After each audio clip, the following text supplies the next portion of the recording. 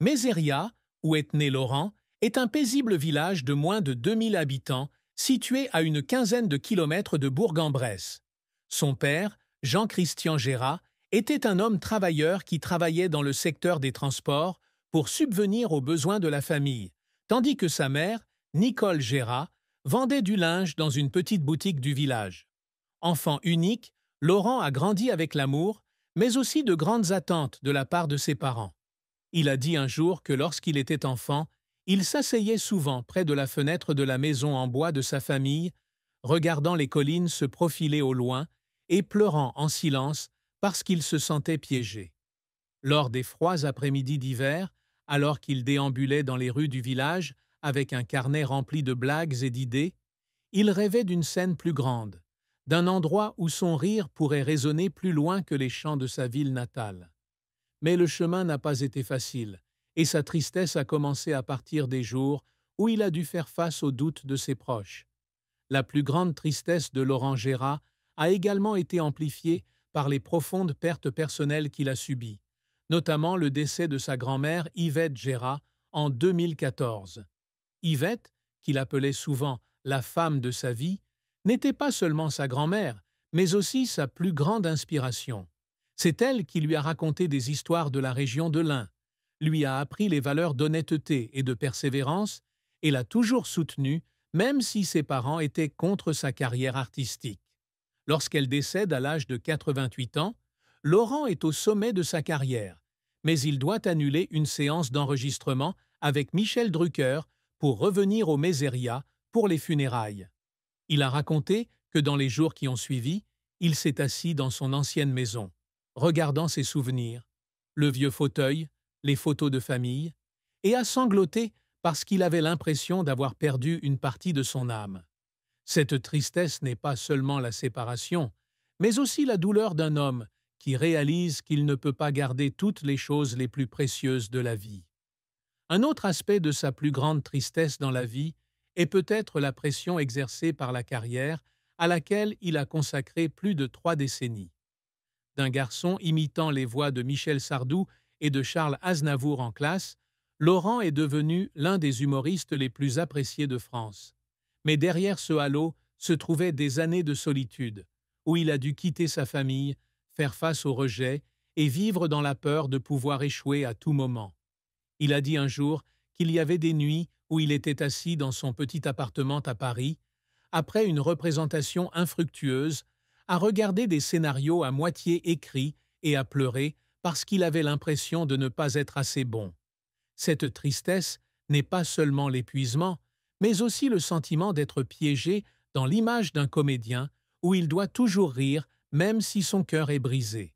La plus grande tristesse de Laurent Gérat n'est donc pas un événement spécifique, mais une combinaison de nombreuses pertes. La perte de la liberté de l'enfance à cause des attentes familiales, la perte d'être cher comme sa grand-mère Yvette, et la perte de moments de paix à cause de la pression de la célébrité. Il a dit un jour que chaque fois qu'il montait sur scène, chaque blague qu'il racontait au public était sa façon d'affronter ses douleurs, de les transformer en force pour continuer. Ce sont ses chagrins qui l'ont tempéré, le transformant en un artiste capable de toucher le cœur des autres. Un homme qui avait toujours le sourire aux lèvres, mais qui au fond de lui était un cœur plein d'émotions et de sensibilité. La carrière de Laurent Gérat a été un long voyage, rempli de sommets glorieux et de vallées sombres, où il a versé sa sueur, ses larmes et son cœur pour réaliser ce qu'il a aujourd'hui.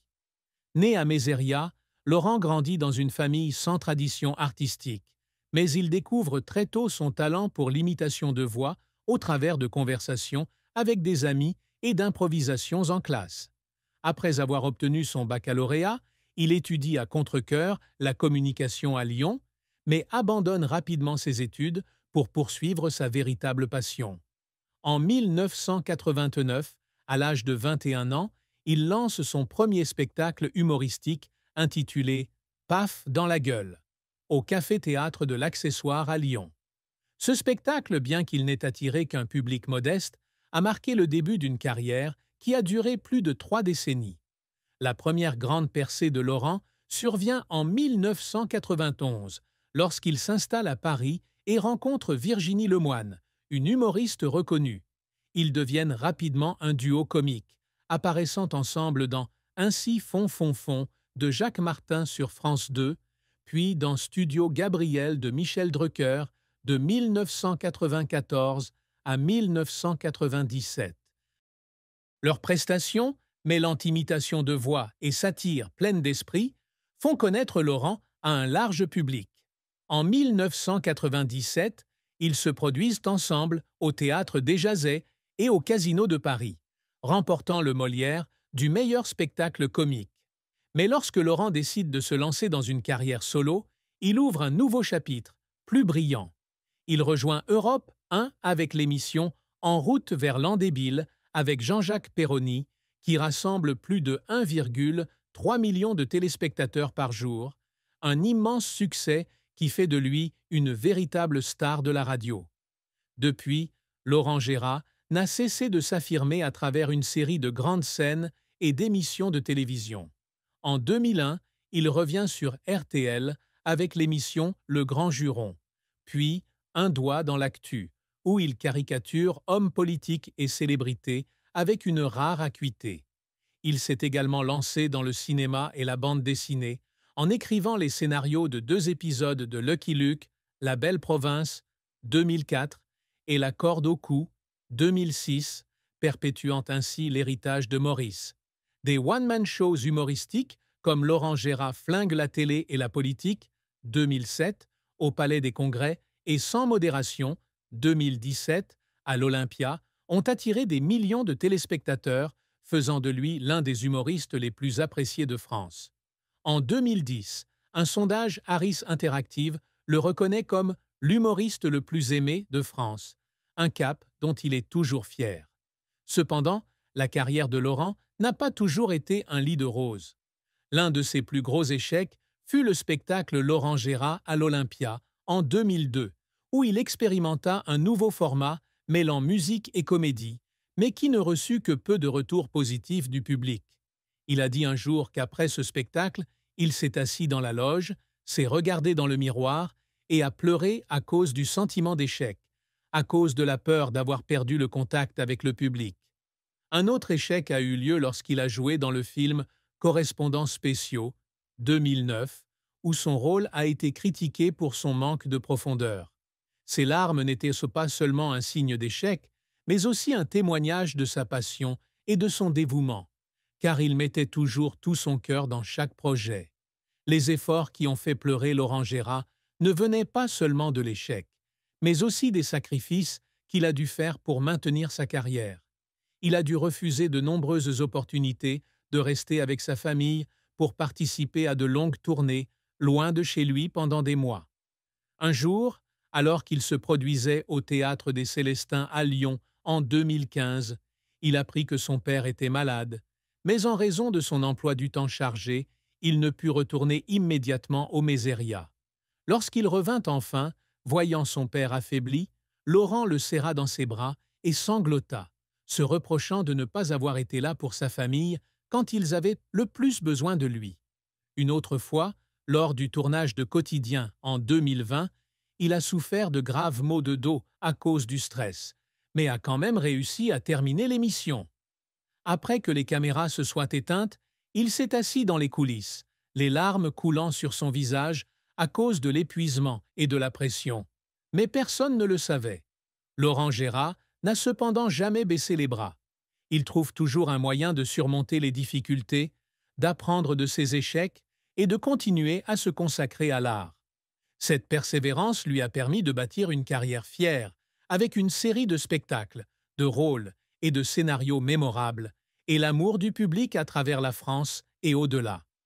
Sa carrière n'est pas seulement une histoire de succès, mais aussi le parcours d'un homme qui a osé rêver grand, osé affronter la douleur et osé se relever après chaque chute, laissant derrière lui un héritage que peu de gens peuvent égaler.